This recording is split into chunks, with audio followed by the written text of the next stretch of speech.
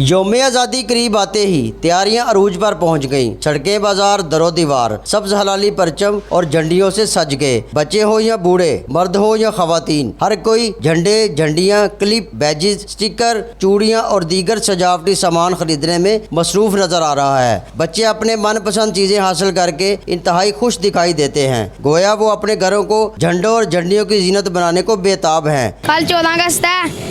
मैंने 14 अगस्त के लिए टोपी, झंडा और भाई एक बड़ा झंडा खरीदा है। मैं कल अपने छत पे लगाऊंगा और खूब से 14 अगस्त मनाऊंगा। पाकिस्तान जिंदाबाद, पाकिस्तान जिंदाबाद। वतन अजीज की मोहब्बत में सरशार खवातीन भी इस दिन को मिली जज्बा से मनाने के लिए पुरजोश हैं। तो मैं यहाँ पे एक स्टॉल पे मौजूद हूँ जहाँ पे 14 अगस्त मीन्स के इंडिपेंडेंस डे की चीज़ें मौजूद हैं। उन्होंने छोटी छोटी चीज़ें देखें, आप यहाँ पे देख भी सकते हैं, लगाई हुई हैं, जो कि बच्चे खरीदते हैं, बड़े खरीदते हैं। हमारी कौम के छोटे बच्चे से लेके बूढ़े के दिल में भी पाकिस्तान के लिए एक इज़्ज़त, एहतराम और मोहब्बत है। हम अपने इंडिपेंडेंस डे को इस तरह मनाएं, इस तरह मना रहे, हमारी पूरी कौम को देख के पूरी दुनिया जो है वाह वाह करे।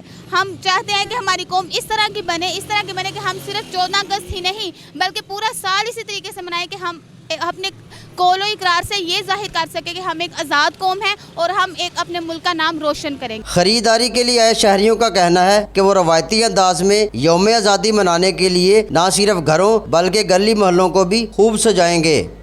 खुदा करे कि मेरी अर्ज़े पाक पर उतरे वो फसले गुल जिसे अंदेशा ज़वाल ना हो। जिंदा कौमें अपना जश्न आज़ादी भरपूर और मिली जोशो जज्बा के साथ मनाती है। अमीन रज़ा मुगल, MM5 न्यूज़, डस्का।